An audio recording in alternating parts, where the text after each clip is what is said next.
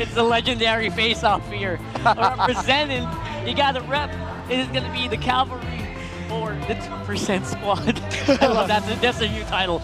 So we're going to go into it, into the Land of Dawn for game number 1. Lower bracket finals, best of 7 casters. Let's go.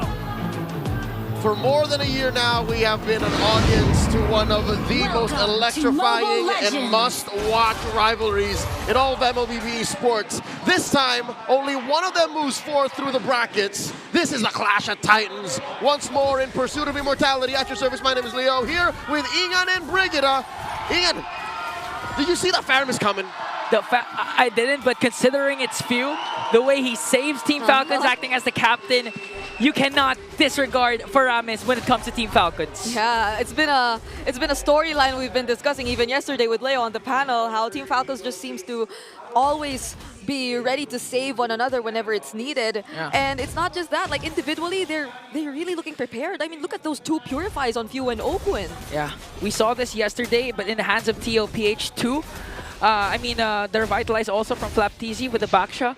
But if you can recall correctly, we've been seeing a trend wherein players actually, use the heroes that they had trouble with. They want to prove something this time. Few using the Faramis. This was the hero he used when they lost against TLPH early on in the playoffs. Oh, that's such a throwback, right? It just happened the other day, and it has struggled indeed to quite some extent. But I think we could say the same for the Fredrin. That was also a losing hero for Team Liquid Philippines the first time they decide to show it up. But I feel like this time there is a significant difference in terms of how they're able to complement what the Fredrin can offer, especially when it comes to the team fights. They're not gonna just leave anyone behind and okay, that was close for a few. I think Liquid wants to start the demolish Falcons formation. Yeah. That's step 1. You mentioned in the draft that Falcons want to do that.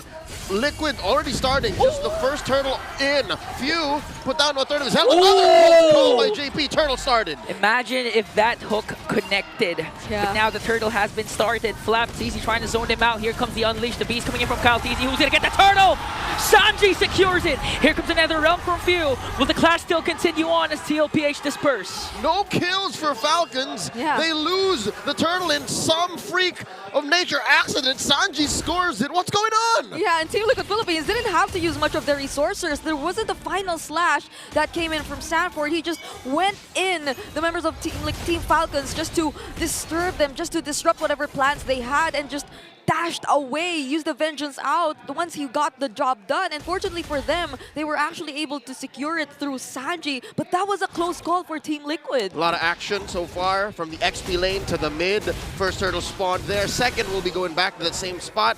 How about the gold lane? Let's talk about that. How perfect the BPI gold difference. It looks like a lot of the gold is on where it matters for Falcons. They have a small lead, very, very small lead. Yeah, this is what you expect from Super Marco, right? He's been always the guy to be so consistent in terms of the farming. He almost never gets left behind or delayed on the farm, which is why this is surprising to see how OM probably really wants to get back at all the chances he wasn't able to perform as much in the previous days. And that's why he's calling on Daddy JP. JP, let me try to get a free kill here. Ogwin to the rescue. So far, both teams just checking range, making sure that this next turtle will be a better go. Because again, a freak of nature, like how often does that happen? Yeah, I mean, you mentioned that in terms of range and reach, Team Falcons has it all. In terms of reach, there's the Baksha paired up with the Mathilda, and range from Super Marco, so they can be as aggressive as possible because the extended team fights clearly will favor later on Team Falcons. Damn straight. While Liquid wants to play in that short range, they're playing with jabs, they're playing with straights, maybe a few hooks, but nothing to check range really, except for that hook. Yeah. That's the only thing that they want, and I mean hook like a punch and a hook like an actual hook, legit. Daddy JP changing the game. The last time we saw Franco in the playoffs was what? In the hands of Yaoi. And that was a valiant effort, but now second turtle spawning, upper quarter, FlapTZ versus the scene, Carl TZ holding ground. Again, FlapTZ will try to go for the background. Is it going to be a bloody hunt? On to Few. Few's the first man down, circling Eagle already committed down as Carl TZ goes in with the Unleash. The beast. They might go for Sanford. Shockwave Blast wasn't enough to tear him down. Team Falcons lost their captain. Falcons back to business, taking that turtle down. Half health, JP, no ult. Maybe has a hook. Diversion play. Okay. Now, still Carl TZ will secure it. TLPH still wanting to go for more, but right in the nick of time, Few comes in with another realm. Might go right after JP, but the save from Carl Teasy was there. Energy eruption to bring down 2. Wanna make it 3 as Sanji picks up 2. A devastating finish for Falcons. Not a turtle, not a kill, it was all Liquid. And it was too clean of a call from Sanji as well. He laid out the diversion for Carl Teasy just to get to the turtle, for him to be able to use the retribution. And that entire team fight took long enough. Yes, we did say that Falcons would be the ones winning if it took too long, but at that point it was too long. They were no longer having their skills, and Sanford was able to come back to the fight. You know, Carl Teasy has been doing a lot, considering the fact that JP is on the Franco. You can expect him to go with the Winter Crown first for his priority item. So Carl Teasy will be the main tank of TLPH. Yeah, Daddy JP was the patsy there. They were afraid of him, so they did not check what was in the bush, and it was a wild Carl Teasy. What happened there? What? Oh, it seems like they found Ogwen, who was simply trying to provide some information as well for Super Marco, since there are a lot more faster rotations from Team Liquid Philippines happening right now. Oh God, Carl Teasy right in Marco's face. Here comes Kyle and Flap. Forced reaction there from Team Falcons to give enough space again for Super Marco. Here comes the Shield Unity. Flap Teasy getting caught out by 4. You have to watch out for the hook, because there is Daddy JP again. As Sanji picks up one more. NetherRealm paired up with the ultimate coming in from Carl Teasy, but he cannot out-sustain anything TLPH is throwing at them. A second off timing. It's the same trap that Falcons fell for post-turtle. That's literally... Oh my God, one more! Unbelievable timings from Team Liquid Philippines, and they're looking for more! Diversion to Marco. Sanford with the final slash beats the kill off to Sanji, and a huge strong start for the Cavalry. I think it's safe to say this is what they call in the business a liquid stampede. We haven't seen this yesterday. They missed doing this kind of gameplay, and it's so interesting to see how confidently they answer back to hold on. Oh, even with the Purify, you can't do that with the ult of the Franco. Few again will drop down in exchange for the turtle Kyle Teasy will be getting. A Pyrrhic victory for Falcons. They sacrifice Few for a short-term goal. That is the last turtle of the game, but they lose top lane tier 1. Liquid are winning trades. Yep, it's been a very efficient early game so far. 10-1 is the kill score. And you see how dominant Team Liquid Philippines are playing this game. They're making use of the surprise element yet again. Speaking of surprise, Flap Teasy did not expect that, as the turret down bottom also goes down. The way Liquid is playing, I hate to say it, it seems personal. This is for the reverse sweep. This is for that sweep we lost yesterday. I mean, Falcons had nothing to do with that, but they are proving to the Cavalry, to the world, that this is how they play.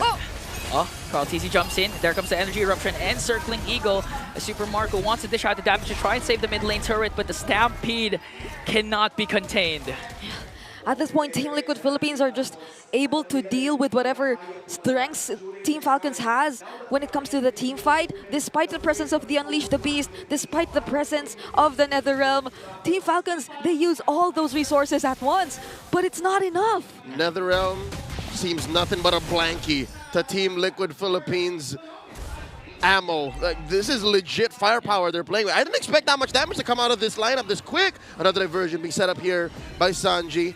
Falcons not falling for it, not a third time. But they have to watch out, because Sanford has his flicker and ultimate ready to be expended. A response from Team Falcons as Flap Teasy jumps in. Salmon Force drop down. Kyle Teasy with the Unleash the Beast. First man down. There is Flap Teasy. Few comes in with another round, but a beautiful hook once again from JP. Super Marco survives though, but not for long. 2 will fall down in exchange for 2. Clash still going on. Kyle Teasy sets his eyes on Sanji. Might be able to take him down, but Sanji, the chef is cooking now. Ogwen coming in, circling Eagle, trying to close the gap, takes down JP. And it's him and Sanji.